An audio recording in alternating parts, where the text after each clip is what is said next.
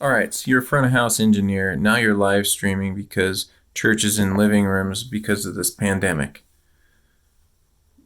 The stream that you did last week doesn't really have the quality that you were looking or hoping for. And so I'm giving you 3 points to really consider to hone it up for next time around. Okay, point number one is, what are you listening to?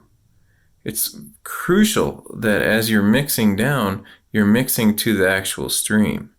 There's going to be a difference. There's going to be coloration that happens after the console and before the stream itself. If you're mixing down to just the console at the console level, you're not hearing the actual stream. And what this really means is you're going to be bouncing around between different headphones, most likely, unless you have an advanced system setup, because you're not going to be able to solo out channels listening to the stream. That's just a right and left feed. So you're going to go from that monitor to the console so that you can get into individual channels. But you have to do it. You got to do the bouncing around, otherwise it's going to sound different every time. And you definitely don't want your mix to sound different than what you're mixing. So that's number one. Number two, where are you listening? If you are in the sanctuary where the music's being played, those natural sounds are interfering with your mix. You've got to get out of there. You've got to mix in isolation away from that so that you're hearing the true empty box that is live streaming.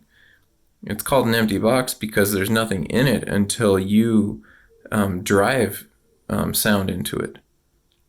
In the sanctuary, there's sound that's happening naturally acoustically, and that sound is ending up in your mix that you're mixing to, and then it's gone in the stream, and there's this huge difference in quality, in tone, in terms of pretty much everything. It's different.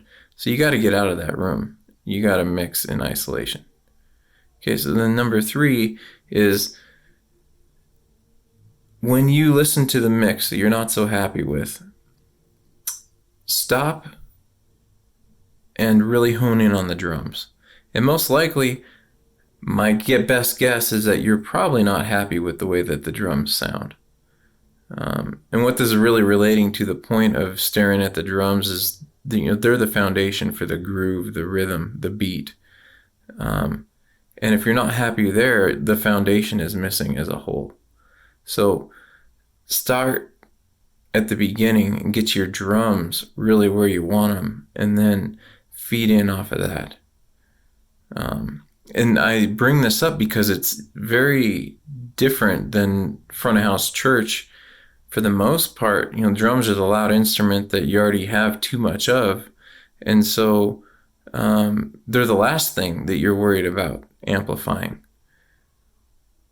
They're also the foundation of the sound, though, so they're the first thing that you're concerned about when it comes to the live stream.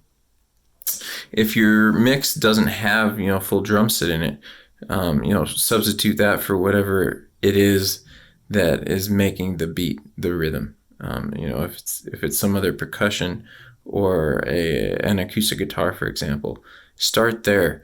Really hone in, make that sound perfect. Make it sound just like it does in the church building, being broadcast through the stream. Once you have that set as your foundation, begin to add the rest.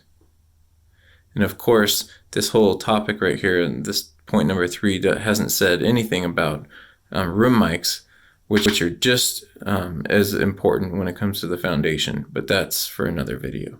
All right.